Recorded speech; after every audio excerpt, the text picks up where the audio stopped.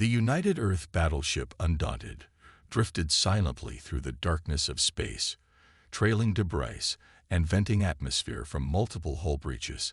Inside the bridge, emergency lights cast an eerie red glow over the crew as they worked in near silence.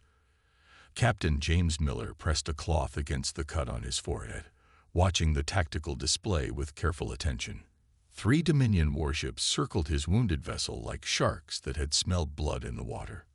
"Status report," Miller whispered into his comm unit, keeping his voice low even though he knew the enemy couldn't possibly hear him through the vacuum of space. It was an old habit from his submarine warfare training. In space, like under the ocean, silence meant survival. "Engineering here," Chief Engineer Robert Torres responded quietly.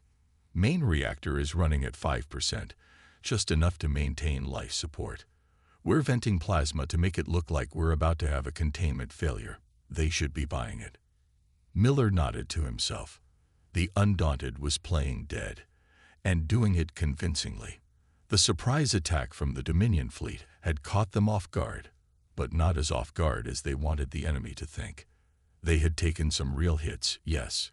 The port side of the ship was heavily damaged, and they had lost 2 crew members when a missile had penetrated the outer hull. But the Undaunted was far from finished. "Weapons?" Miller asked next, watching as one of the Dominion cruisers moved closer, its sensors no doubt probing the apparently crippled human vessel. "Main gun is operational but hidden behind the damaged bow plating," Commander Lisa Walker reported from her station. "Missile tubes 1 through 6 are ready but masked by debris. Point defense grid is at 60% but showing as offline to their scans. Whatever you're planning, Captain, we can fight."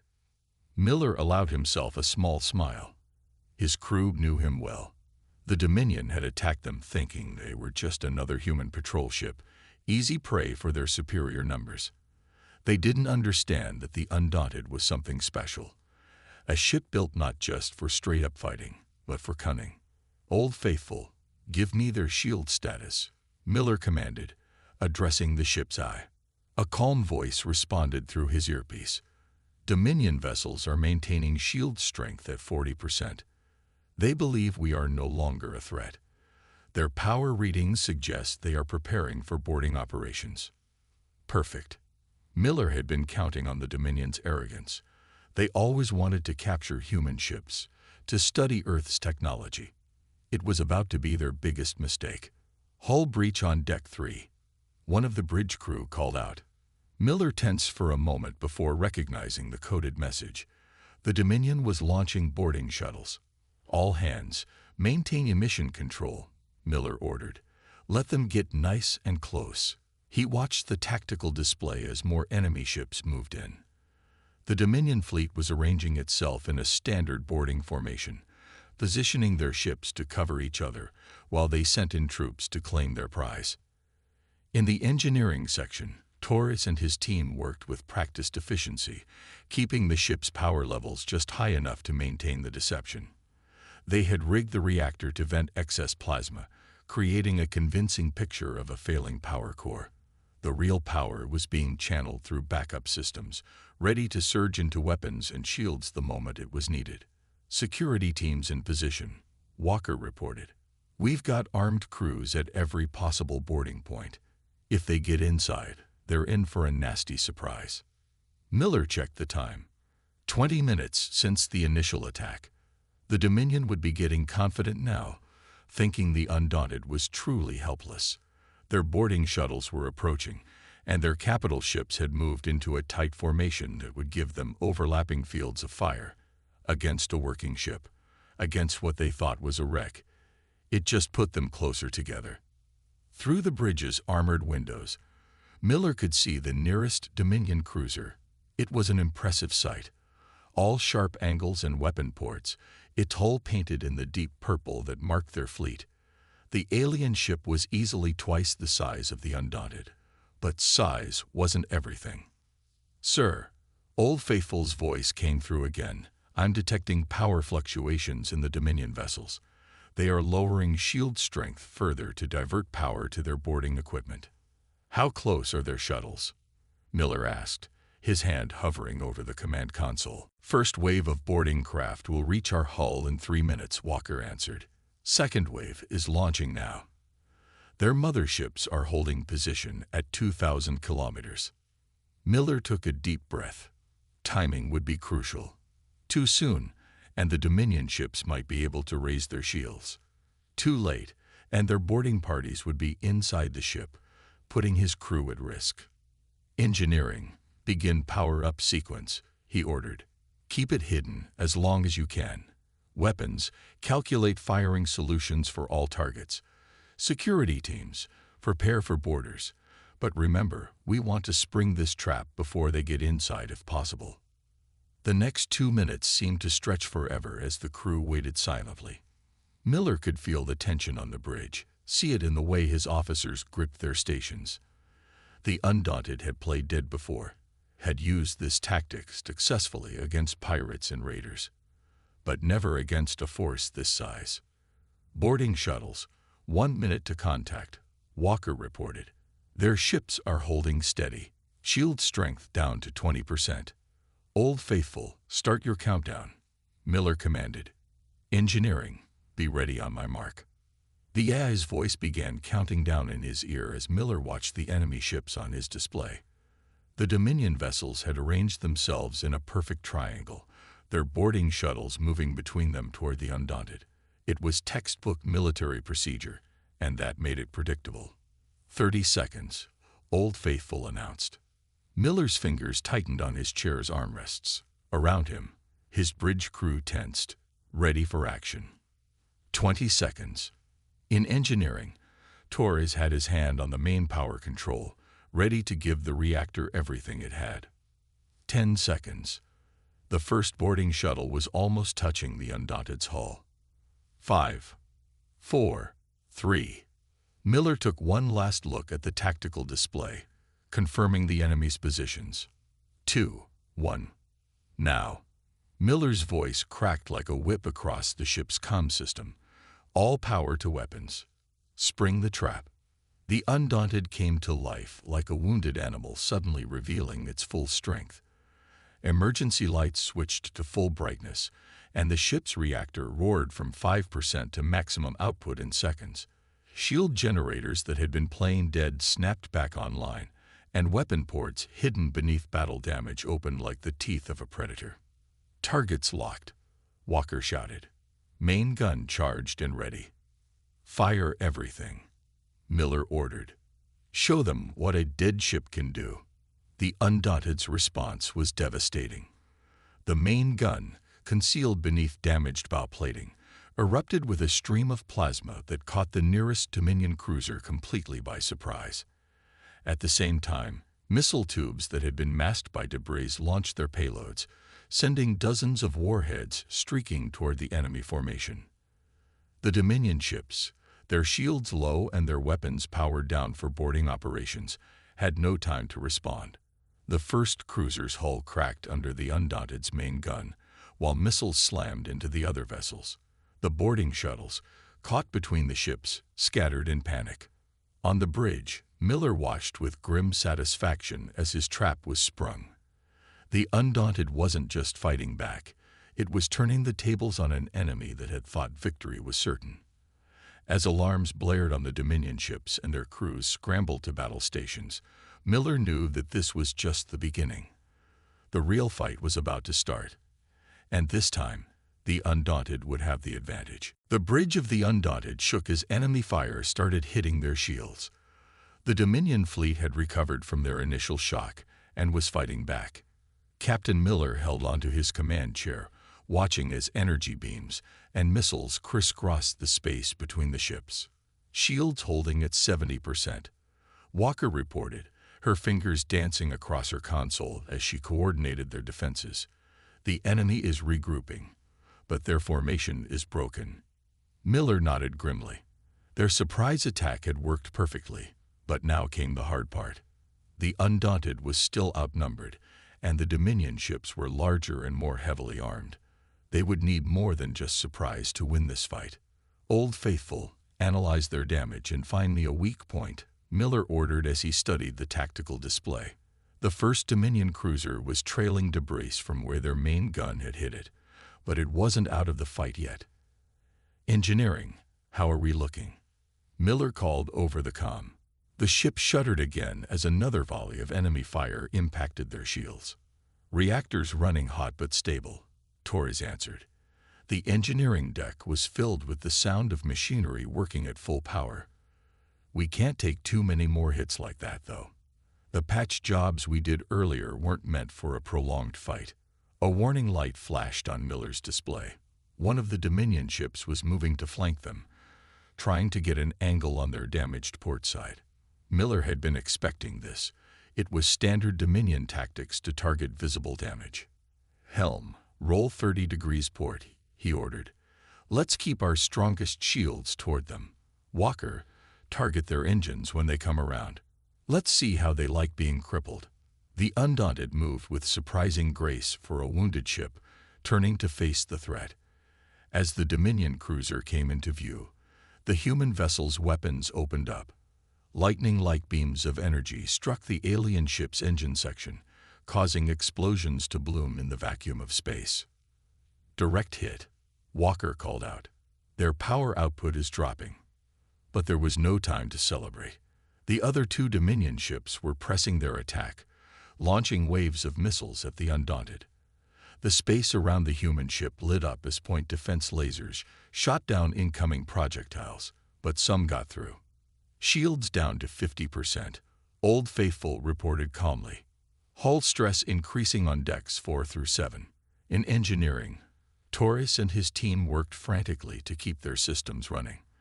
The chief engineer moved from station to station, checking readings and making adjustments.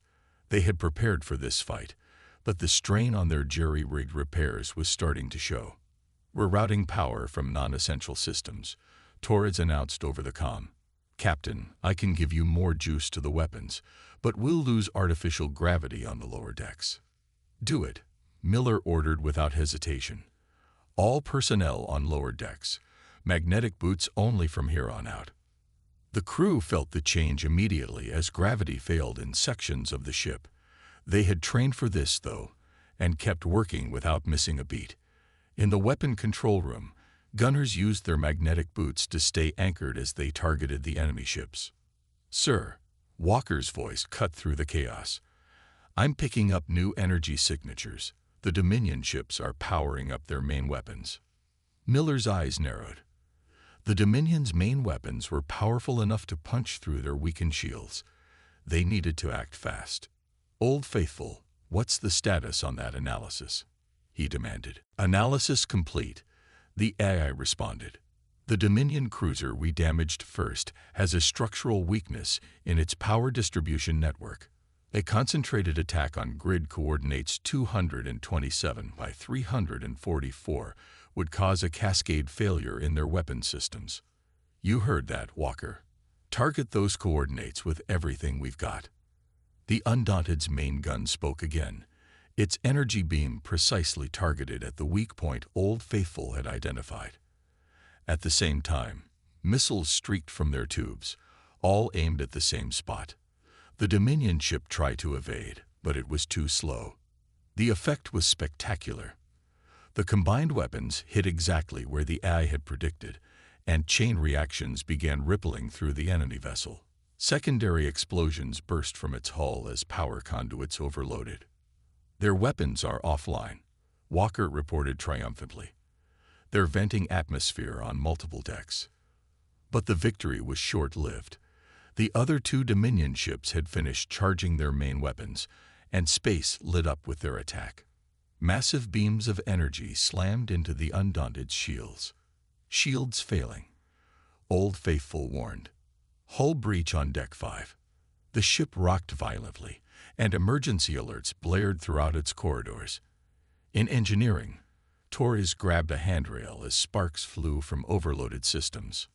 "Port power relays are fried," he shouted into his comm. "Switching to backups. But we need time." Miller's mind raced. They had hurt the enemy, but now they were in trouble. The Undaunted's surprise advantage was gone, and they were taking serious damage. They needed something else. Another trick. "Old Faithful," he called out, "what's the status of our emergency thrusters?" "Emergency thrusters are operational at 90% capacity," the AI responded. "And the debris field from our damaged sections.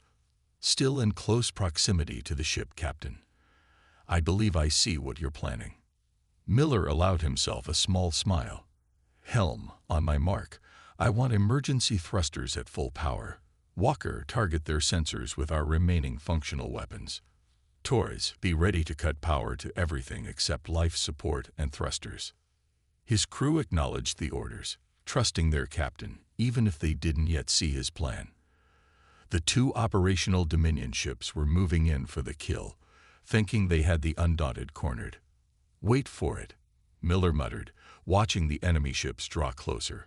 "Wait for it. Now. Execute." The Undaunted's emergency thrusters fired simultaneously, pushing the ship backward into its own debris field. At the same time, their weapons targeted the Dominion ship's sensor arrays, temporarily blinding them. As the human ship disappeared into the cloud of wreckage, Torres cut power to all major systems.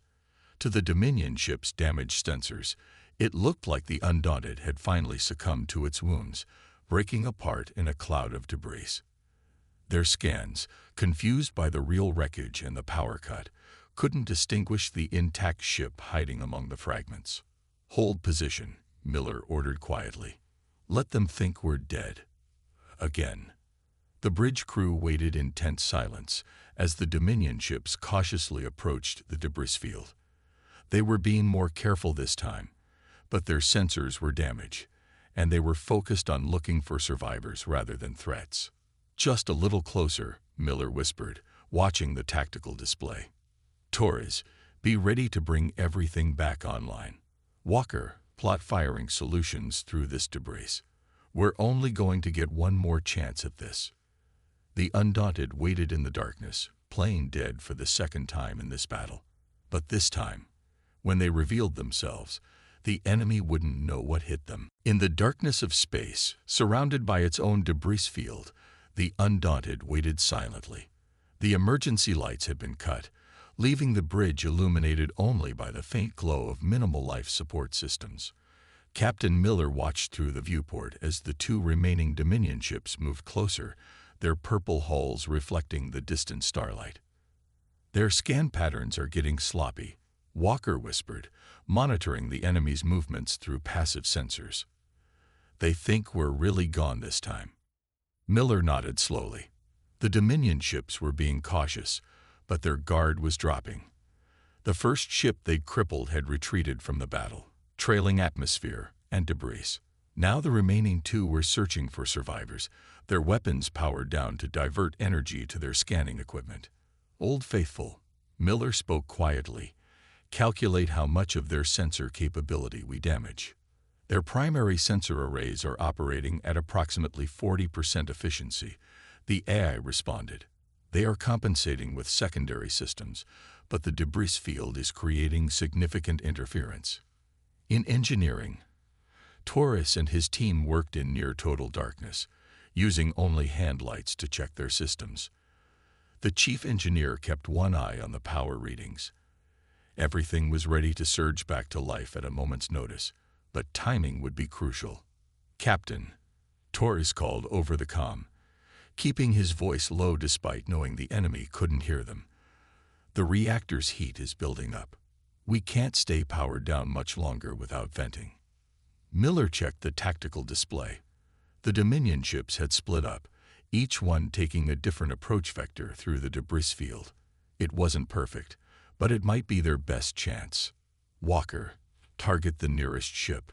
Old Faithful, mark any debris large enough to provide cover for a firing solution.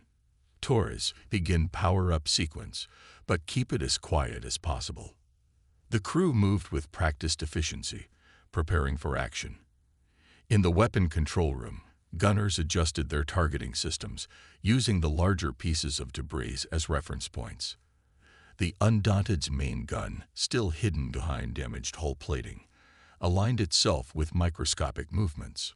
"Sir," Walker reported, The closer ship is almost in perfect position, but if we take it out, the other one will have a clear shot at our port side.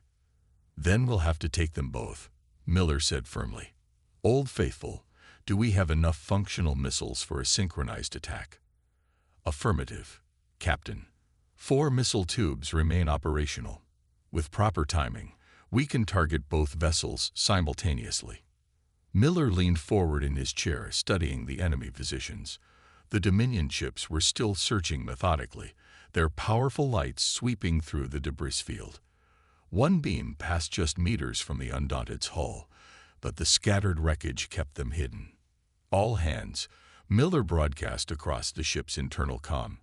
Prepare for immediate action. Engineering, be ready to give us everything you've got. Weapon crews, stand by.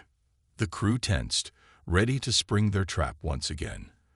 The closer Dominion ship was now less than a kilometer away, its massive hull casting shadows through the debris field.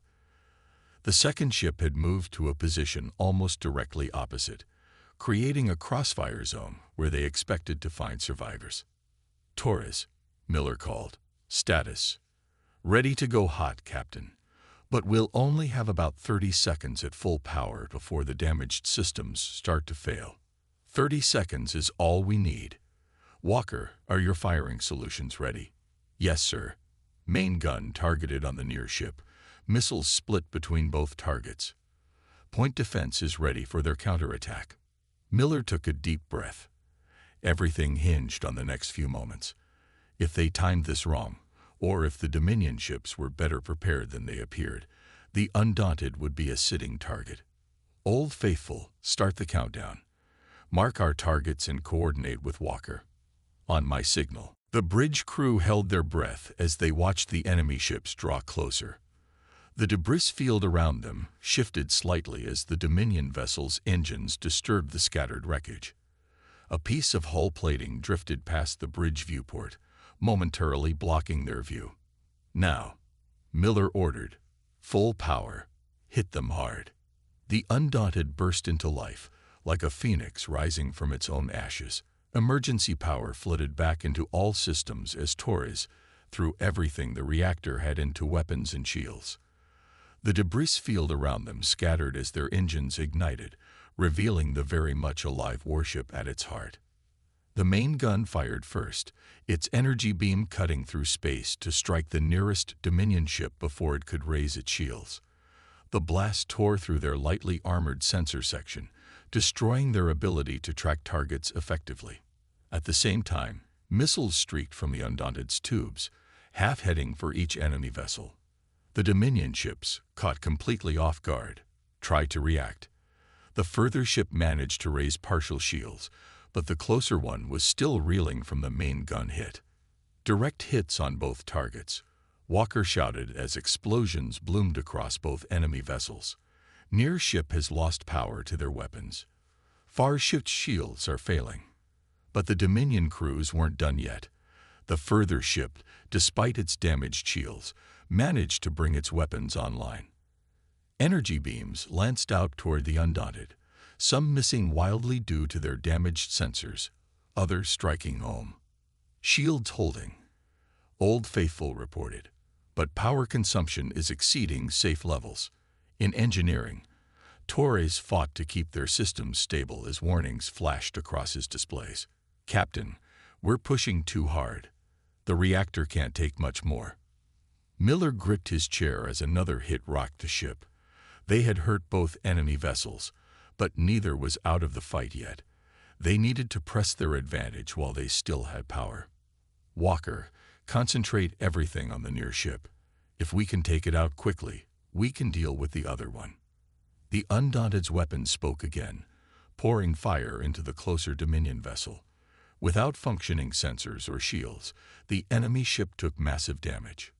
Explosions rippled along its hull as internal systems overloaded. Enemy ship is breaking up, Walker reported triumphantly.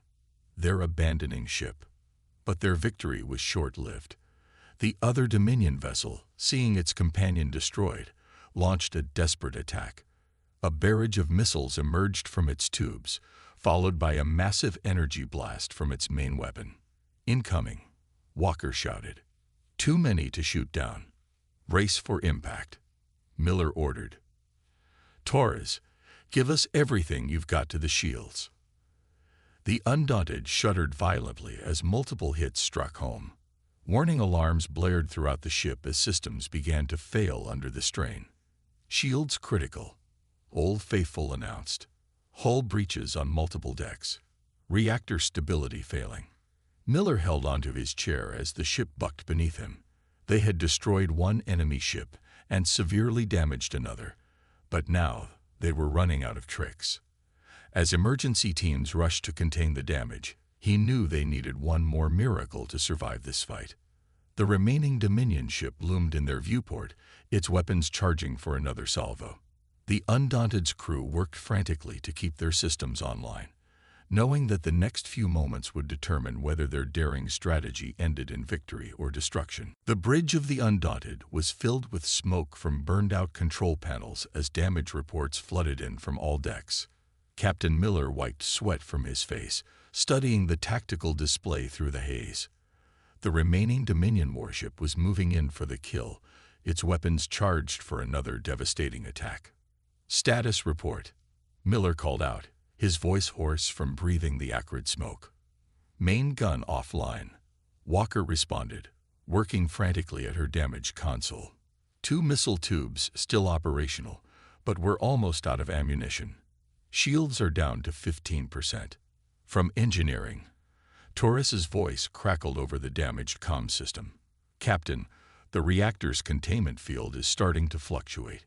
We got maybe 5 minutes before we have to shut it down, or risk a breach." Miller nodded grimly.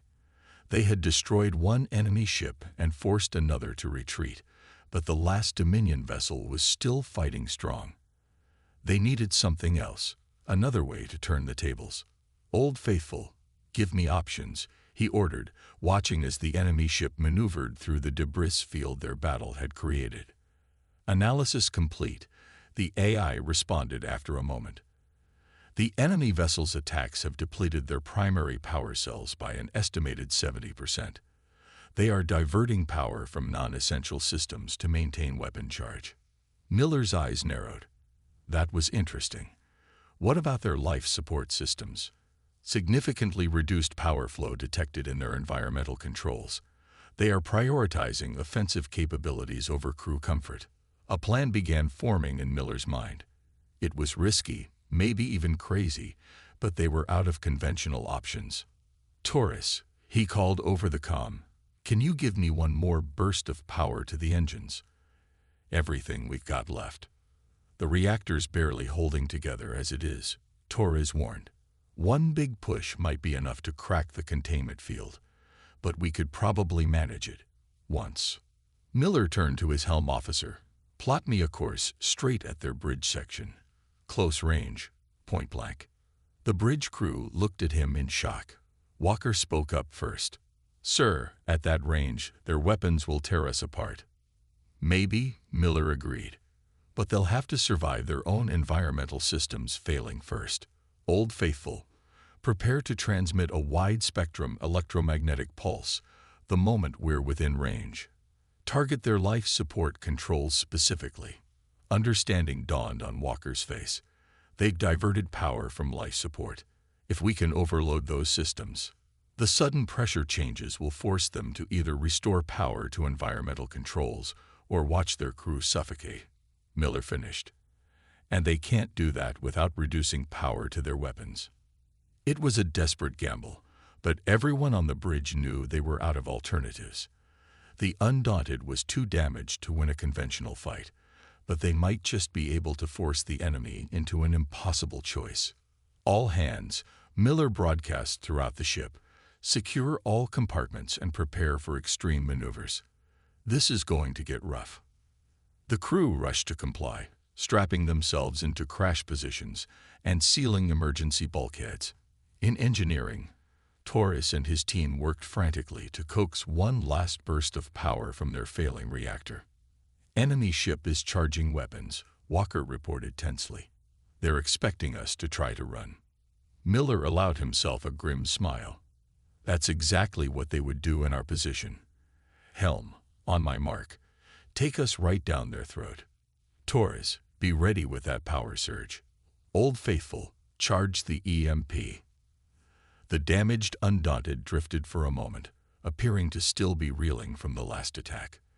The Dominion ship moved closer, its main gun blowing, as it prepared to deliver the killing blow.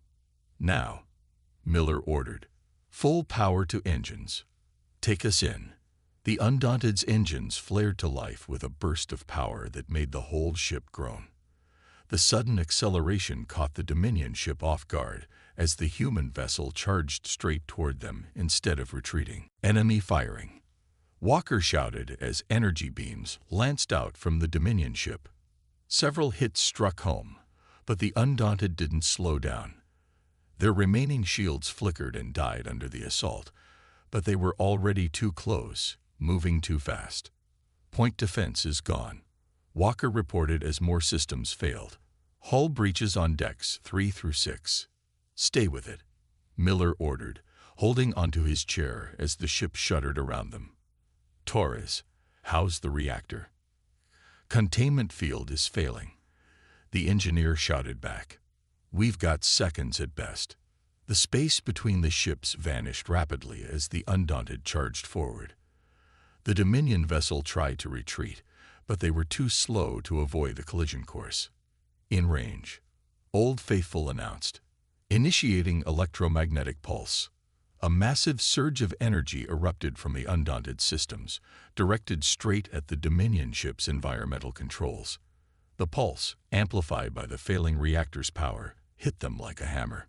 The effect was immediate. Warning lights blazed across the enemy ship as their delicately balanced power systems went haywire. Atmosphere began venting from multiple decks as their life support systems crashed. Direct hit to their environmental controls. Walker called out triumphantly. "They're losing atmosphere throughout their ship. Their weapon power is dropping." The Dominion ship's main gun powered down as they desperately diverted energy to restore their life support systems. It was exactly what Miller had gambled on. Even the enemy wasn't willing to sacrifice their entire crew just to destroy one human vessel. "Bring us alongside," Miller ordered. "Target their engine section with our remaining missiles. Let's make sure they can't change their minds." The Undaunted's last missiles streaked out, striking the Dominion ship's engines while they were vulnerable. Secondary explosions rippled along their hull as power conduits overloaded. "Enemy weapons are offline," Old Faithful reported. "They are transmitting a surrender signal." A cheer went up from the bridge crew, but Miller wasn't celebrating yet. "Torres, reactor status." "Not good, Captain," the engineer replied grimly. "That last push cracked the containment field. We need to power down now, or we'll lose the whole system." Miller nodded. They had won, but the victory had come at a heavy cost. The Undaunted was barely holding together, its systems failing one by one as the damage took its toll. "Send word to the Dominion ship," he ordered. "Tell them to prepare for boarding. We'll need their help to keep both our ships from falling apart." He turned to his crew with a tired smile. "Well done, everyone. We just proved that it's not the size of the ship that matters. It's how clever you are with what you've got." As emergency teams worked to stabilize their failing systems, the crew of the Undaunted could finally take a moment to appreciate what they'd accomplished. They had taken on 3 enemy ships, each one larger and more powerful than their own, and emerged victorious through cunning and determination. The Dominion had learned a valuable lesson today. Never assume a human ship is destroyed until you're absolutely certain. Sometimes, playing dead was just the first step in a deadly trap. 2 days after the battle, the Undaunted limped through space alongside its captured prize, the Dominion warship now under human control. Captain Miller stood on his damaged bridge, watching repair teams work to replace burned-out systems while they made their way back to the nearest human space station. "Damage report from engineering, sir," Walker said, handing him a tablet. She had a bandage on her arm from where falling debris had caught her during the fight, but she was still at her post. Miller scrolled through the report, noting the extensive list of repairs needed. The Undaunted had taken more damage in this one battle than in all its previous engagements combined.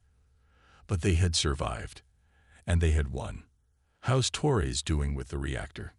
he asked, looking up from the report. Still cursing in 3 different languages, Walker replied with a small smile. "But he says we can maintain current speed without risking a containment breach. The Dominion engineers are actually helping. Turns out they're impressed by how we managed to keep fighting with such extensive damage." Miller nodded, remembering how the enemy crew had reacted when they first came aboard as prisoners. They had expected to find a much larger crew, more advanced systems, secret weapons. Instead, they found a small but resourceful human crew that had beaten them through clever tactics and sheer determination. "Old Faithful," Miller called out, "what's the status of our guests?" "The Dominion crew is cooperating fully," the AI responded. "Their captain has been particularly interested in studying our tactical logs. I believe he is trying to understand how we managed to deceive them so effectively." That brought a smile to Miller's face. The Dominion had always believed in overwhelming force, in bigger ships and stronger weapons. The idea that a smaller vessel could defeat them through deception had shaken their confidence. A junior officer approached with another report. "Sir, we've decoded more of their tactical database. You'll want to see this. It looks like they were planning a major offensive against 3 of our outer colonies." Miller took the report, his expression growing serious as he read. The information they had captured was invaluable. The Dominion had been preparing for a surprise attack that could have cost thousands of lives. Instead, their plans were now in human hands, and 3 of their most powerful ships were out of action. "Send this to command immediately," he ordered, "and get me a secure channel to Admiral Thompson. He needs to know what we found." As the crew worked to establish the communication link, Miller walked to the viewport. From here, he could see the extent of the damage to his ship. The Undaunted's hull was scarred and burned, with makeshift patches covering the worst breaches. But she was still flying, still fighting, just like her crew. "Channel established, sir," Walker called out. "Admiral Thompson is waiting." The Admiral's hologram appeared on the bridge, his expression a mixture of concern and pride. "Captain Miller, I've received 12 different reports about your engagement with the Dominion fleet. Each one seemed more incredible than the last." "All true, sir," Miller replied, "though I suspect some of them left out the part where we were almost blown to pieces, several times." Thompson nodded gravely. "The important thing is you survived. And more than that, you've given us a tactical advantage we desperately needed. The Dominion has always relied on their superior numbers and firepower. You just proved they're not invincible." "It wasn't just me, sir," Miller said, looking around at his crew. "Every person on this ship contributed to our survival, and Old Faithful's calculations were crucial to our success. Speaking of which," the Admiral continued, "we're implementing your tactics into our standard training procedures. The Miller Maneuver, they're calling it. Playing dead to draw in a superior force, then striking when their guard is down." Miller shook his head with a slight smile. "Oldest trick in the book, sir. We just adapted it for space warfare." "Sometimes the old tricks are the best ones," Thompson replied, "especially when the enemy has forgotten to watch out for them. The Dominion won't make that mistake again, which means they'll be more cautious in future engagements. That works to our advantage." A warning light flashed on one of the bridge consoles, drawing Miller's attention. "Excuse me, Admiral. Torres needs me in engineering." "Go ahead, Captain, but when you reach Station 7, I want a full briefing. The other ship captains need to hear this story firsthand." A hologram flickered out, and Miller made his way through the damaged corridors of his ship. Repair crews worked everywhere, human and Dominion engineers working side by side to keep both vessels running. It was an odd sight, but a hopeful one. In engineering, Torres was elbow-deep in a damaged power conduit, working alongside a Dominion technician. The enemy engineer was explaining something about their power distribution systems, showing Torres how they managed to channel such massive energy loads. "Captain," Torres called out when he saw Miller. "You need to see this. Their technology isn't actually more advanced than ours. It's just built on a bigger scale. But our systems are more efficient, more adaptable." Miller watched as the two engineers continued their work, sharing knowledge that could benefit both sides. Maybe that was the real victory here, not just defeating the enemy, but learning from them. "Sir," Walker's voice came over the comm. "We're picking up a distress signal. One of our patrol ships is under attack from raiders." Miller didn't hesitate. "How far?"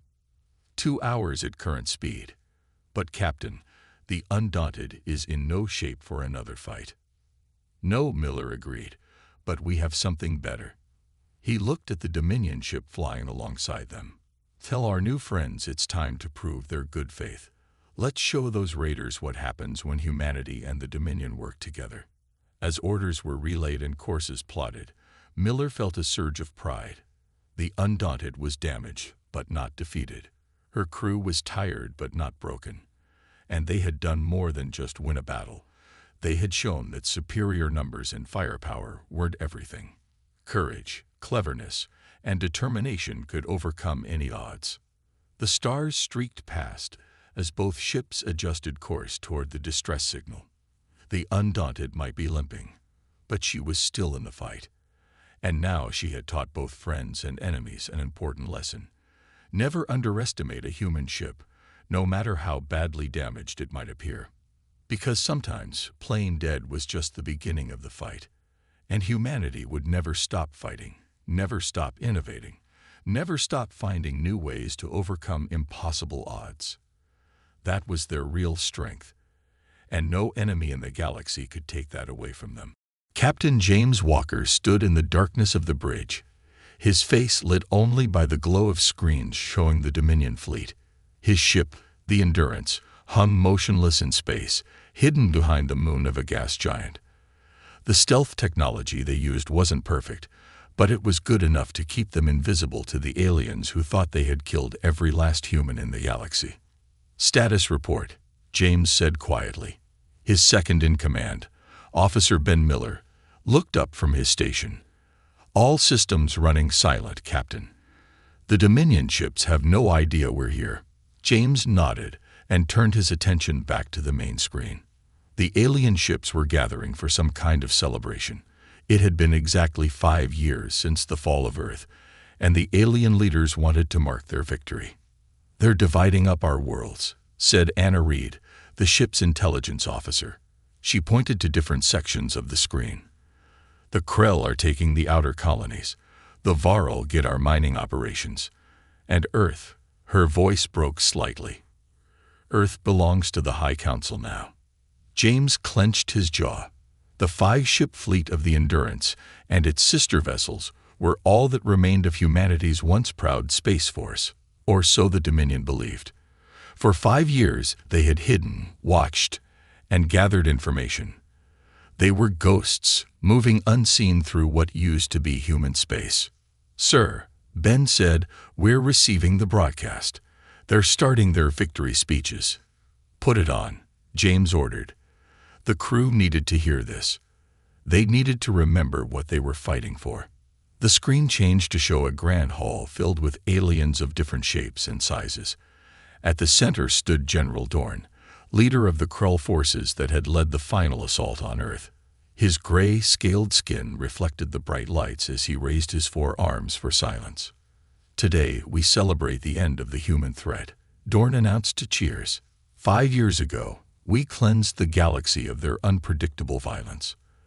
Their warlike nature made them too dangerous to be allowed to spread among the stars. James watched the faces of his crew harden.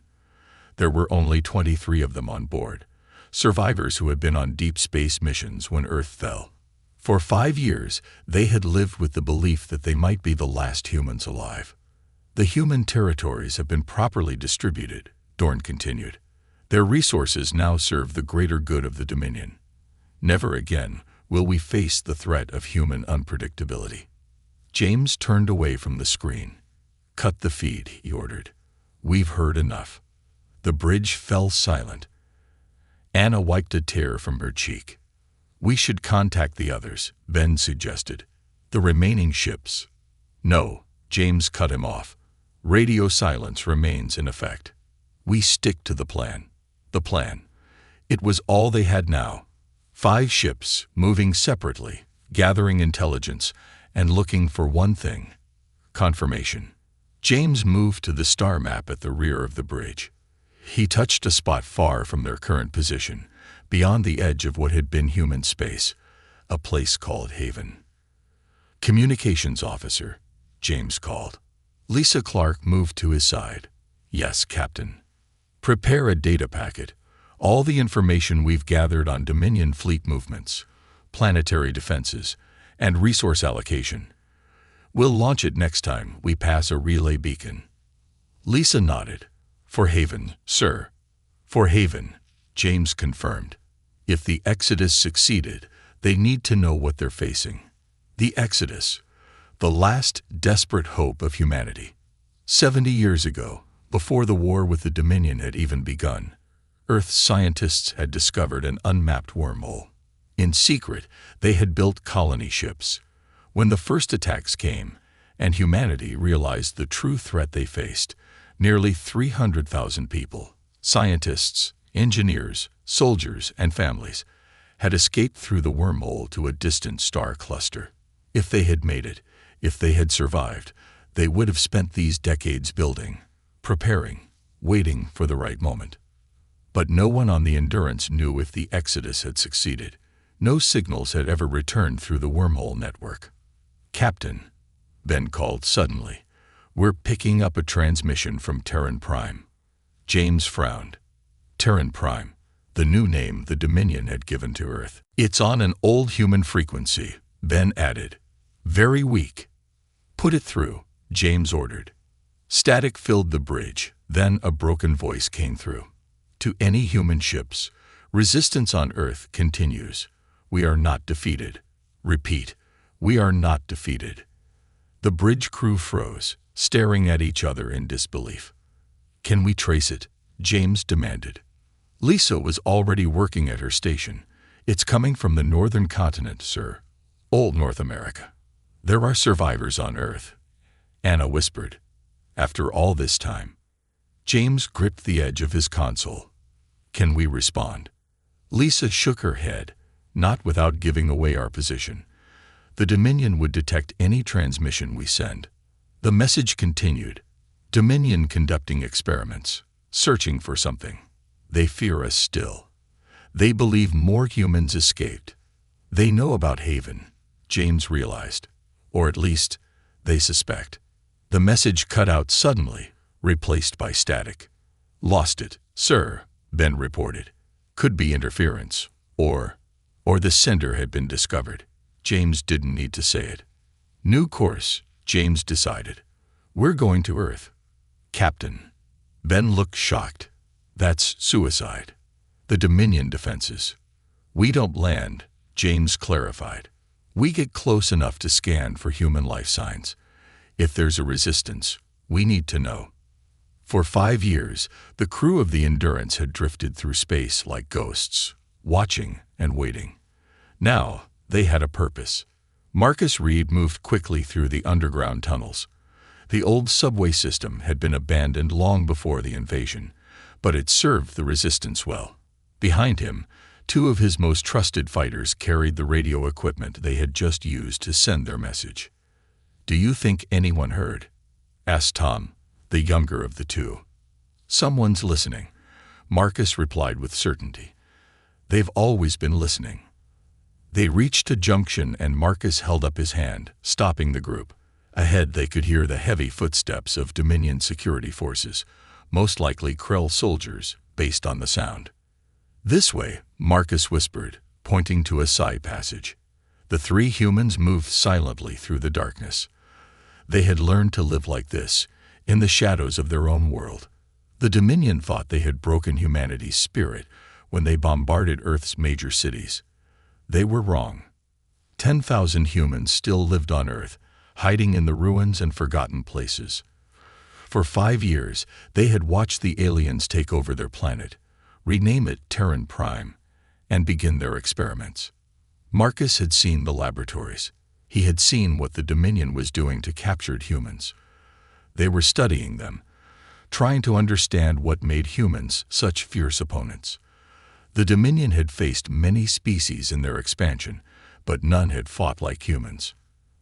And the aliens were afraid. Despite their victory celebration, despite their confidence, Marcus could see the fear in them. They suspected that some humans had escaped, that somewhere beyond their reach, humanity was rebuilding. "We need to get back to base," Marcus told his companions. "The others need to know what we found in the research center." What they had found was proof. The Dominion was developing weapons specifically designed to combat human biology and technology. They were preparing for another war, a war against an enemy they claimed was already extinct. Marcus smiled grimly as he led his team deeper into the tunnels. The aliens were right to be afraid, because if humans had survived elsewhere, they wouldn't stay hidden forever. They would return. And when they did, the Dominion would learn what humanity was truly capable of. The massive shipyard of Haven stretched as far as the eye could see. Commander Thomas Reed stood at the observation deck, watching as workers put the final touches on the flagship Retribution. The ship was unlike anything humans had built before, a perfect blend of the best human engineering and reverse-engineered alien technology. "Impressive, isn't it?" a voice said behind him. Thomas turned to see Admiral Kate Wilson approaching in her hover chair. At 92 years old, the Admiral's body was failing, but her mind remained as sharp as ever. She had been just 22 when she led the exodus from Earth 70 years ago. Now she was seeing her life's work come to completion. "The fleet will be ready on schedule, Admiral," Thomas reported, standing straighter. "All 217 ships." Kate nodded, her eyes fixed on the Retribution. "I never thought I'd live to see this day," she admitted. "When we arrived here, we had nothing but colony ships and a few old fighters." Thomas understood what she meant. He had been born on Haven, part of the first generation of humans to never set foot on Earth. His parents had told him stories of the blue oceans and green forests of their home world. To Thomas, Earth was just a legend, but one worth fighting for. "The final weapon tests were completed yesterday," Thomas said. "The phase shift cannons work better than we hoped. The Dominion has nothing that can stand against them." Kate's expression remained serious. "Don't underestimate the enemy, Commander. They've had 70 years to advance their own technology.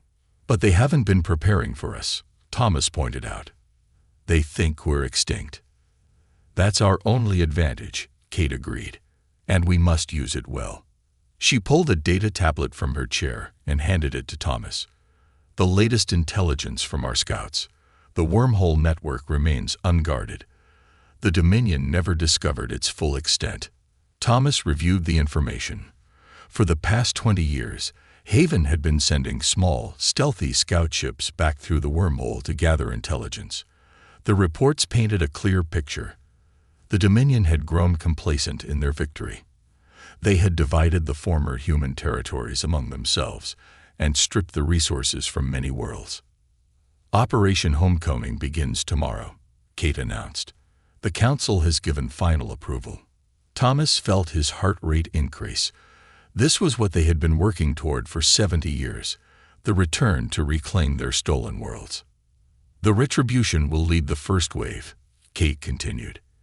"You will take the fleet through the wormhole and establish a forward base in the Proxima system. From there, we'll launch simultaneous strikes against key Dominion installations." Thomas nodded. "And Earth?" "Earth comes later," Kate said firmly. "We need to secure our position first. Remember, Commander, this isn't just about revenge. It's about the survival of our species." Thomas looked back at the Retribution.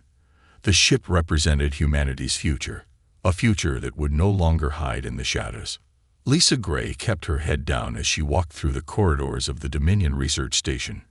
For 3 years, she had maintained her cover as a human collaborator, working with the aliens who had destroyed her world. Every day was a struggle not to reveal her true feelings, especially when she saw what they were doing to her fellow humans in the laboratories. She entered her security code and slipped into the main research lab. The room was empty. Perfect. The Krell scientists were attending a mandatory briefing with General Dorn, giving Lissa the opportunity she needed. Quickly, she moved to the main computer terminal and inserted a small device into the port. The technology was crude by Dominion standards, but it would copy the files she needed without triggering any alarms. Download initiated. The device blinked. Estimated time: 3 minutes. Lissa kept watch on the door while the download progressed. What she was stealing would confirm what the Resistance had suspected for years. The Dominion was fracturing from within. The screen flashed as files copied over. Reports from the High Council, military assessments, research proposals. And then she saw it, a file marked Human Threat Analysis. She opened it quickly, scanning the contents. What she read made her blood run cold. Possibility of human survival beyond known space. 63% probable, the report stated. Intercepted communications suggest organized resistance persists on Terran Prime and outer colonies. Recommend increased security measures and acceleration of anti-human weapon development. The Dominion knew. They suspected that humans had escaped, that somewhere beyond their reach, humanity was rebuilding, and they were afraid. A noise from the corridor made Lissa freeze. The download was at 89%. She needed more time. The door slid open, and a Krell scientist entered. He stopped when he saw Lissa, his 4 eyes narrowing suspiciously. "Human," he said, "what are you doing here? This area is restricted during council briefings." Lissa forced herself to smile. "Dr. Vex, I was just preparing the samples for your return. General Dorn mentioned you would need them immediately after the briefing." The Krell moved closer, looking at the terminal. What is displayed on the screen? The download was at 97%. Lissa shifted slightly, blocking his view. "Just the sample catalog, Doctor. Would you like me to explain the organization system again?" The Krell hated being reminded of anything that suggested they couldn't understand human systems. As expected, he stepped back. "That won't be necessary," he said coldly. "Finish your work and leave." "Of course, Doctor," Lissa replied, keeping her voice steady despite her racing heart. The Krell moved to another part of the lab, but continued watching her. The download completed with a soft peep that Lissa hoped wasn't audible to alien ears. She quickly removed the device and slipped it into her pocket. "The samples are ready," she announced, moving away from the terminal. "Will there be anything else?" The Krell waved her away. "Go." Lissa walked out of the lab, maintaining a normal pace despite her urge to run. The information she had stolen needed to reach the Resistance, and if the rumors were true, if humans from beyond the stars were really returning, they would need this intelligence. On the bridge of the Retribution, Thomas stood before his crew. They were passing through the wormhole in 1 hour, and he needed them to understand what they were fighting for. "Many of us have never seen Earth," he began. "We were born here on Haven, raised on stories of a world we've never known. But today we begin the journey to take back what belongs to us." The crew listened in silence. Some were young, born on Haven like Thomas. Others were older, survivors of the Exodus who had waited 70 years for this moment. "The Dominion believes humans are extinct," Thomas continued. "They believe they eliminated our threat forever. Today, we proved them wrong." On the main screen, the wormhole entrance glowed with blue energy. Beyond it lay the galaxy that had once been humanity's home, now controlled by the species that had tried to wipe them out. "We are not seeking only revenge," Thomas said, echoing Admiral Wilson's words. "We are fighting for our right to exist, for our future." The ship's engines hummed with power as they approached the wormhole. 216 other vessels moved in perfect formation behind them, the culmination of 70 years of planning and building. "Send the signal to all ships," Thomas ordered. "Operation Homecoming has begun." The Retribution entered the wormhole. leading humanity's armada back to the stars they had been forced to abandon. The Dominion thought humans were extinct. They were about to learn how wrong they were. The human fleet emerged from the wormhole at the edge of the Proxima system. 217 ships of varying sizes appeared where moments before there had been only empty space. At the front, the massive Retribution led the way, its engines glowing blue against the blackness. "All ships reporting successful transit," said Officer Maria Bell from her station on the bridge. "No damage or casualties." Commander Thomas Reed nodded, his eyes fixed on the main view screen. Ahead lay Proxima Beta, once a thriving human mining colony, now a Dominion processing center run by the Krell. Intelligence reports indicated minimal defenses. The Dominion had grown comfortable in their victory. "Scan for enemy vessels," Thomas ordered. 3 patrol ships near the planet," Maria reported. "Standard Krell design. Nothing our fleet can't handle." Thomas turned to his tactical officer, Ryan Jones. "Initiate Phase 1 of the operation. I want those patrol ships disabled, not destroyed. No casualties if possible." Ryan nodded. "Sending commands to Strike Team now." Thomas watched as 5 smaller ships broke formation from the main fleet and accelerated toward Proxima Beta. These were the Wolf-class ships, fast, agile, and equipped with the new phase shift technology that allowed them to partially exist out of normal space, making them nearly impossible to target. "Let's hope the tech works as well in the field as it did in testing," Thomas muttered. His second-in-command, Jack Foster, stood beside him. "If it doesn't, we have backup plans." "We always do," Thomas agreed. On the view screen, the Wolf ships approached the unsuspecting Krell patrols. The alien vessels showed no signs of alarm. They hadn't yet detected the human ships. The phase shift technology was working. "Wolf squadron in position," Ryan announced. "Preparing to engage." Thomas leaned forward. "Begin the operation." General Dorn was enjoying his meal when the alarms began blaring throughout the Proxima Beta Command Center. He slammed down his food and stormed into the main control room. "Report," he demanded. The Krell officer at the main console looked up, his 4 eyes wide with confusion. "Sir, our patrol ships are under attack." "By whom?"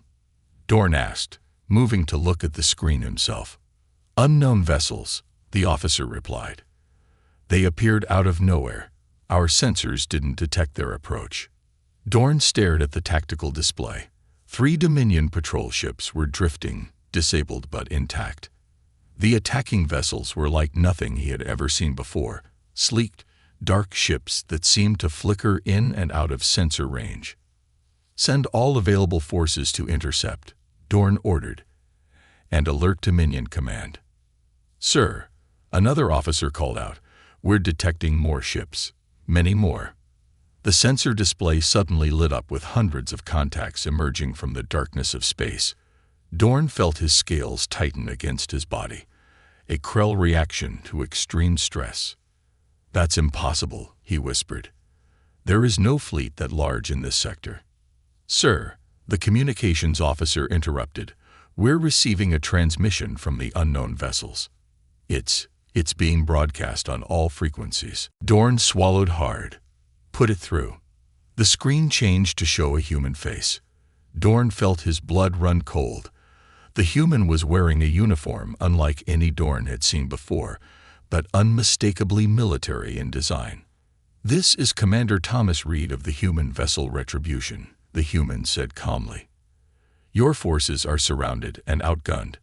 Power down your weapons and prepare to surrender the planet." The control room fell silent. Humans. Impossible. The humans had been eliminated as a spacefaring species 5 years ago. Earth was under Dominion control. The colonies had been conquered. "This is some kind of trick," Dorn said, finding his voice. "The humans are extinct." The human on the screen smiled slightly. "We were not extinct. We were preparing. We have returned to reclaim what is ours." The transmission ended, leaving the screen blank. "Sir," the tactical officer said, his voice shaking, "more ships are approaching the planet. Our defenses cannot stop them.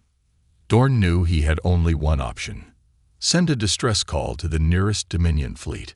Tell them the humans have returned. On board the Retribution, Thomas watched as the human forces secured Proxima Beta with minimal resistance. The Krell defenders, caught completely by surprise, had surrendered after a brief show of force.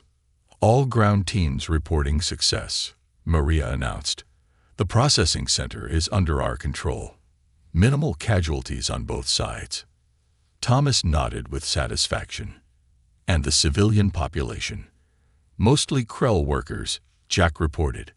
They're being contained in their living quarters. No resistance. Secure a perimeter and establish our forward base, Thomas ordered. I want this planet operational as our foothold within 24 hours. As his crew carry out his orders, Thomas moved to the communication station. Broadcast the second message to all Dominion frequencies, he instructed. It's time they all knew. The communications officer nodded and activated the system. Throughout Dominion space, on every planet, ship, and station, all communications were suddenly interrupted by a single message. Humanity has returned. We come to reclaim our worlds. Those who stand with us will find peace. Those who stand against us will face the full might of the human armada. Marcus Reed couldn't believe what he was hearing. The small radio he had built from scavenged parts was picking up a transmission unlike anything he had heard in 5 years. A human voice, clear and strong, announcing humanity's return. Is it real? Asked Tom, his voice barely above a whisper. Could it really be happening? Marcus adjusted the radio, trying to get a clearer signal. It's coming from off-planet. It's being broadcast everywhere. Around them, the other resistance members gathered, hope dawning on faces that had known only struggle and loss for years. They're coming back, said an older woman named Mary, just like we always believed they would. Marcus stood up, determination filling him. We need to contact them. Let them know we're still here. The Dominion will be monitoring all frequencies more closely than ever, Tom warned. Then we'll have to take bigger risks, Marcus replied. This is what we've been waiting for. He moved to a map of the old city that was pinned to the wall of their underground hideout. The Dominion has a communications array here, he said, pointing to a structure on the edge of what had once been a major human city. If we can access it, we can send a stronger signal, one that might reach our returning fleet. That place is heavily guarded, Tom pointed out. Not for long, Marcus said with a grim smile. The Dominion just got some very bad news. They'll be scrambling, confused, reassigning forces. This is our chance. He looked around at the faces of his fellow resistance fighters. For years, they had fought simply to survive, to remind the Dominion that humans would never be truly conquered. Now, they had a real chance to fight back. Prepare your weapons, Marcus ordered. We move tonight. On the Dominion homeworld, the High Council gathered in emergency session. The chamber was filled with representatives of each member species, all talking over one another in panic. Silence, shouted the High Counselor, an ancient Varl whose gray skin hung in folds from his tall frame. We must approach this crisis with clear minds. Crisis? Snarled a Krell representative. This is a catastrophe. The humans were supposed to be extinct. Clearly, some escaped our notice, the High Counselor replied calmly. The question now is how to respond. We must mobilize the entire Dominion fleet, the Krell insisted. Crush this human rebellion before it spreads. A murmur of agreement rose from some council members, but not all. The Varl representative stood, her voice cutting through the noise. Perhaps we should consider another approach. The humans have only reclaimed one planet, a mining colony. They'd broadcast a message of peace for those who do not oppose them. You suggest surrender. The Krell's voice was filled with disgust. I suggest we avoid a costly war, the Varl replied. One that, given the size of the fleet they have revealed, we might not win. The chamber erupted in arguments once more. The High Counselor watched, concern etched on his ancient face. The Dominion had never faced a threat like this, a species returning from supposed extinction with technology that seemed to surpass their own. One thing was clear: the galaxy was about to change forever. News of the human return spread like wildfire through Dominion space. On every planet, moon, and space station, aliens gathered around information terminals, watching the same footage over and over. Human warships appearing from nowhere, disabling Krell defense forces with weapons the Dominion had never seen before.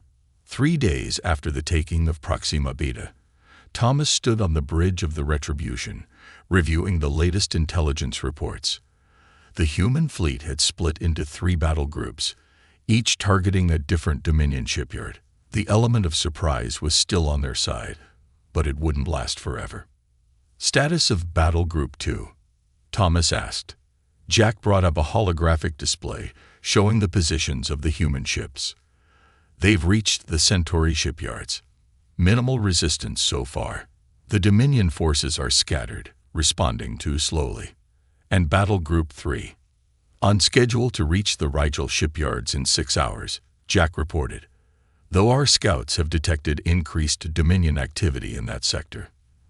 They may be facing stronger opposition." Thomas nodded. Admiral Wilson's strategy was working perfectly. By striking simultaneously at multiple targets, they were forcing the Dominion to spread their defenses thin. The aliens had grown complacent during the years they believed humans were extinct. "Sir," Maria called from her station, "we're receiving a transmission from an unidentified source. It's on an old Earth military frequency." Thomas straightened. "Source. It appears to be coming from Earth itself." "Sir." The bridge fell silent. Earth, or Terran Prime, as the Dominion now called it, was supposed to be under tight Dominion control. How could anyone there be broadcasting on military channels? "Put it through," Thomas ordered. The speakers crackled with static. Then a voice broke through. "To the human fleet, this is Earth Resistance Group Alpha. We've taken control of a Dominion communications array. We don't know if you can hear us, but if you can, Earth still stands.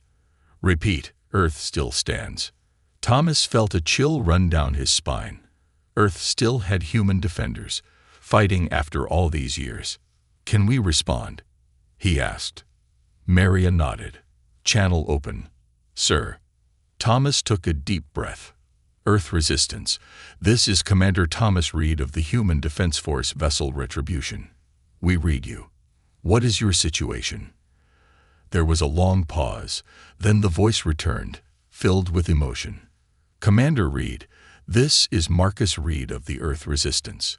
There are approximately 10,000 of us still fighting on Earth. We've been waiting for your return." 10,000.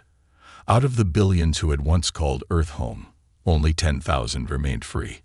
Thomas felt a mixture of grief and pride. Those humans had survived against impossible odds, keeping the fight alive when most would have surrendered. "Mr. Reed, we are coming for you," Thomas promised. "But we need your help. We need intelligence on Earth's defenses, Dominion troop placements, anything you can provide." "We've been gathering that information for years, Commander," Marcus replied. "But we need to be quick. The Dominion will detect this transmission soon." For the next few minutes, Marcus quickly transmitted everything the Resistance knew about Earth's defenses. Thomas listened carefully, occasionally asking questions. The picture that emerged was both troubling and hopeful. The Dominion had strong defenses around Earth, but they were focused outward, not expecting an attack from within. "One more thing, Commander," Marcus said as their time grew short. "The Dominion has been conducting experiments on humans. They're trying to understand what makes us fight so hard, why we never surrender. They fear us. Remember that. Transmission is being jammed," Maria warned. "Marcus, we're losing your signal," Thomas said quickly. "Hold on. We're coming. Operation Homecoming is underway." "We'll be waiting, Commander," Marcus replied, his voice beginning to break up. "Earth will." The transmission cut off. Thomas stood silent for a moment, then turned to his crew. Send a message to all battle groups. Phase 2 begins now. Lisa Gray ran through the corridors of the Dominion Research Station, alarms blaring all around her. Her cover was blown. A routine security scan had detected the missing files, and it hadn't taken the Krell scientists long to trace the breach to her. She rounded a corner and found herself face to face with 2 Dominion security guards. Without hesitating, she dropped to the floor and swept her leg out, knocking one off balance.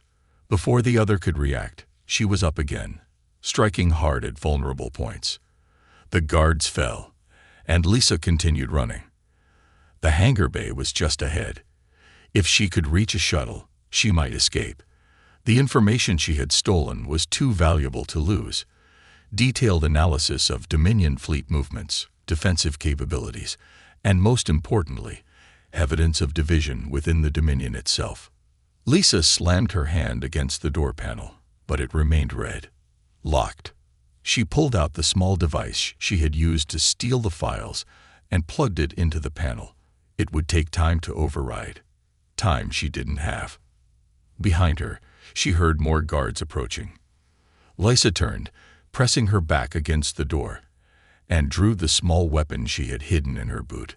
It wouldn't be enough to fight her way out, but she wasn't going down without a fight. The guards appeared at the end of the corridor, weapons raised. "Surrender, human," their leader ordered. Lisa aimed her weapon, preparing for her final stand. Then the lights flickered. A deep rumbling shook the station. The guards looked up in confusion just as emergency alarms began to sound. "Station under attack," announced an automated voice. "All personnel to battle stations." The door behind Lisa suddenly slid open. She didn't wait to see why, diving through the opening into the hangar bay. Inside, chaos reigned. Dominion personnel ran in all directions as explosions rocked the station. Through the massive bay windows, Lisa could see the cause. Ships. Human ships. A squadron of Wolf-class vessels was attacking the station, their weapons targeting defensive systems with incredible precision. The station shook again as another blast hit nearby. Lisa ran to the nearest shuttle, pushing past a confused Krell technician. She jumped into the pilot's seat and activated the engines. The shuttle lifted off just as more explosions tore through the hangar bay. Lisa guided it toward the bay doors, which were beginning to close as part of the station's automatic defense protocol. "Not today," she muttered, pushing the engines to maximum. The shuttle shot forward, barely clearing the doors before they slammed shut behind her. Outside, the battle raged. Lisa maneuvered the shuttle away from the fighting, then opened a communications channel. "Human vessels, this is Lisa Gray, intelligence operative," she broadcast, requesting immediate pickup. "I have critical intelligence for command." A human voice responded almost immediately. "Agent Gray, this is Wolf Squadron Leader. We've been looking for you. Follow coordinates being transmitted to your shuttle.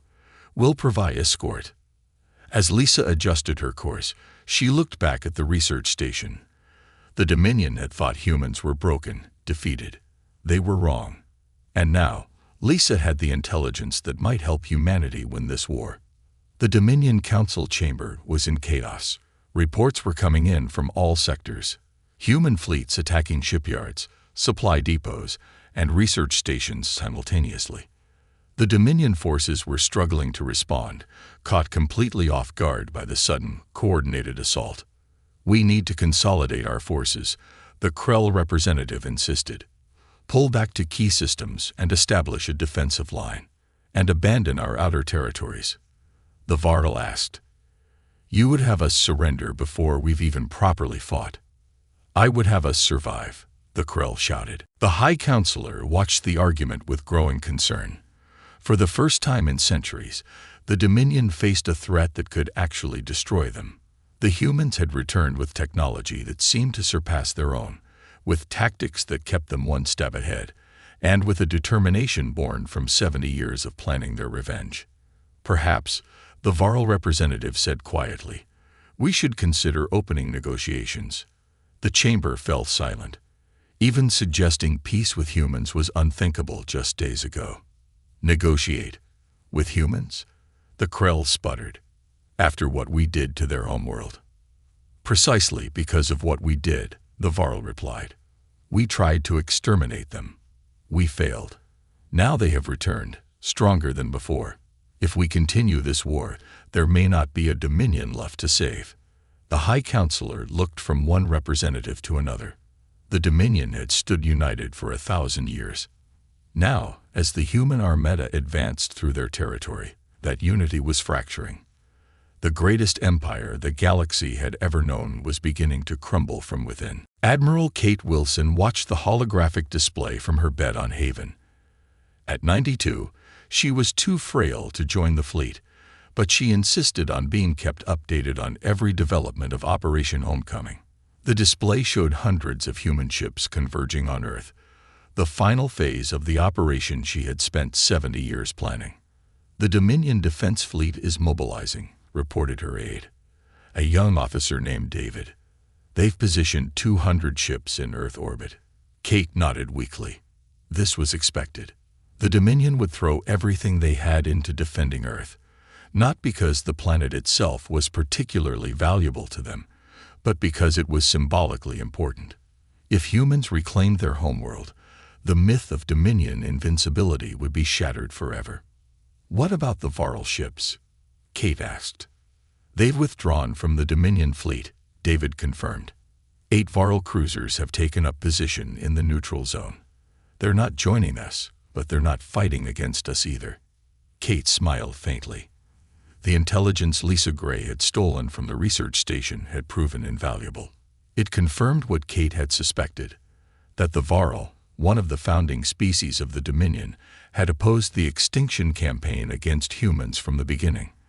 They could be potential allies in the new galactic order that would emerge from this conflict. Send a message to Commander Reed, Kate ordered. Tell him. She paused, feeling her strength ebbing. Tell him that we did not survive to seek vengeance. We survived to reclaim our right to exist.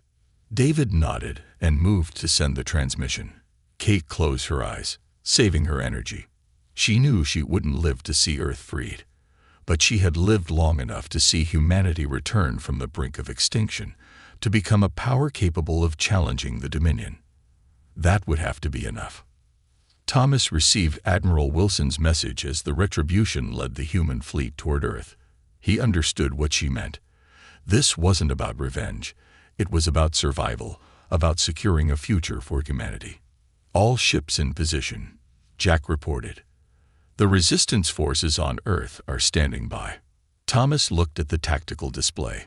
The human fleet had surrounded Earth, cutting off any chance of Dominion reinforcements. But the 200 Dominion warships in orbit wouldn't surrender without a fight. Open a channel to the Dominion fleet, Thomas ordered. The communications officer nodded. Channel open. Sir. Thomas straightened his uniform. This is Commander Thomas Reed of the Human Defense Force. Your fleet is surrounded. Your empire is fracturing. The Varl have already withdrawn their support. Surrender now, and you will be treated with the same mercy you denied humanity 5 years ago. There was a long pause. Then a familiar face appeared on the screen. General Dorn, the Krell commander who had led the final assault on Earth 5 years earlier. We do not surrender to extinct species, Dorn said coldly. The Dominion has ruled this galaxy for 1,000 years. We will not be defeated by humans. Thomas had expected this response. The Krell, in particular, were too proud to surrender. You have 1 hour to reconsider, Thomas said, then cut the transmission. He turned to his crew. Prepare all ships for battle, and send the signal to the resistance on Earth. Tell them it's time. Marcus Reed led his team through the underground tunnels beneath what had once been London. For 5 years, they had used these ancient sewers and subway tunnels to move undetected through Dominion-controlled territory. Now they were heading for the surface, toward the massive defense control center the Dominion had built on the ruins of the old city. Everyone clear on the plan? Marcus asked. The 20 resistance fighters nodded grimly. They were outnumbered and outgunned, but they had surprise on their side. And for the first time in 5 years, they had hope. The human fleet will begin their attack in exactly 15 minutes, Marcus continued. Every Dominion soldier will be focused on the sky. That's our window to take the control center. Tom, who had been with Marcus since the beginning, checked his weapon. And once we're inside, we disable the ground-based defense systems, Marcus explained. Without those defenses, our fleet can break through much more easily. The team moved forward, reaching a service door that led up to the streets. Marcus checked his watch. 10 minutes until the attack began. Remember, he told his fighters, we're not just fighting for ourselves anymore. We're fighting for all of humanity, both here and on Haven. The resistance fighters nodded, determination on their faces. For 5 years, they had fought simply to survive, to prove that humans could not be erased. Now, they were fighting to win. The space around Earth erupted in light as the human fleet opened fire. The Dominion ships responded immediately, and the battle for Earth began. On the bridge of the Retribution, Thomas watched as the first exchanges lit up the tactical display. The human ships were using their phase shift technology to great effect, appearing and disappearing from normal space, making them nearly impossible to target. Their firing patterns are predictable, Jack noted. They haven't adapted to our technology yet. Thomas nodded. Maintain our current strategy. Focus fire on their command ships. The Retribution shuddered as it took a direct hit from a Dominion cruiser. Damage reports flashed across Thomas's console.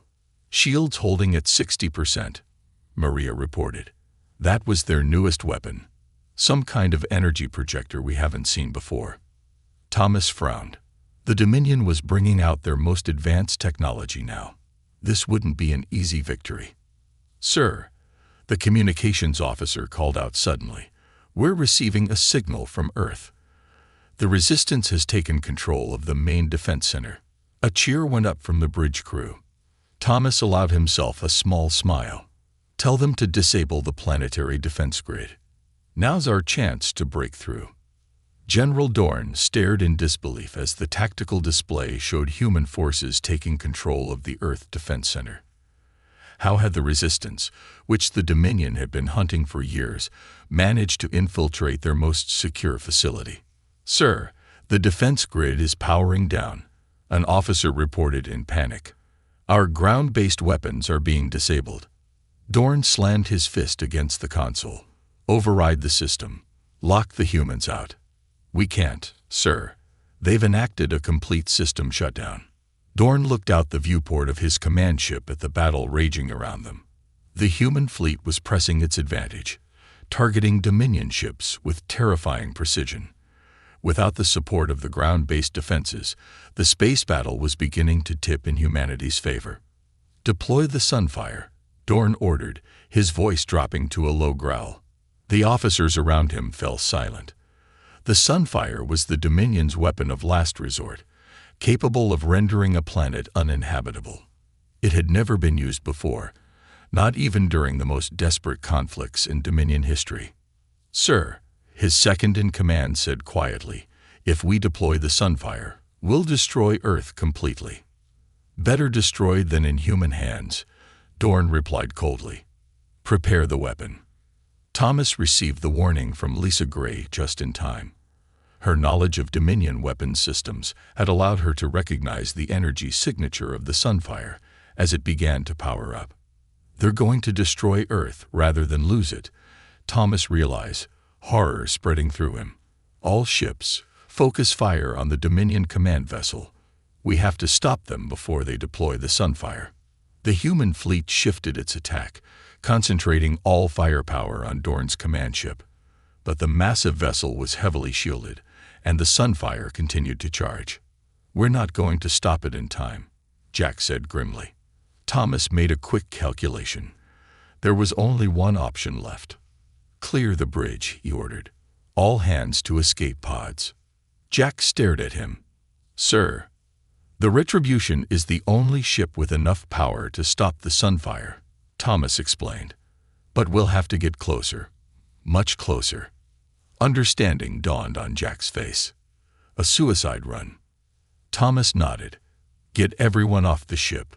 That's an order. As the bridge crew reluctantly evacuated, Thomas took manual control of the Retribution. He set a direct course for Dorn's command ship, pushing the engines beyond their safety limits.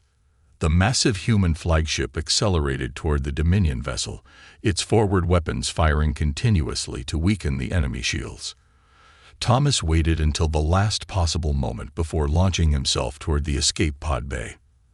The Retribution, its engines overloading, slammed into the Dominion command ship just as the Sunfire reached full power.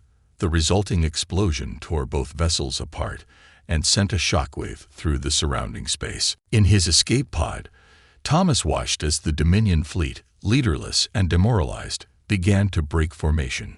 Some ships continued fighting, but others began to retreat. On Earth, Marcus Reed and his resistance fighters witnessed the explosion from the captured defense center. They didn't know exactly what had happened, but they could see the Dominion forces falling into disarray. "Send a message to all resistance cells," Marcus ordered. "Tell them it's time to rise up. Earth is ours again." 1 month later, Thomas stood on a hill overlooking what had once been London. The rebuilding had already begun. Human ships arrived daily from Haven, bringing supplies and colonists eager to reclaim their ancestral home. The war wasn't over. The Dominion still controlled many former human worlds, though without the Krell leadership, their forces were scattered and disorganized.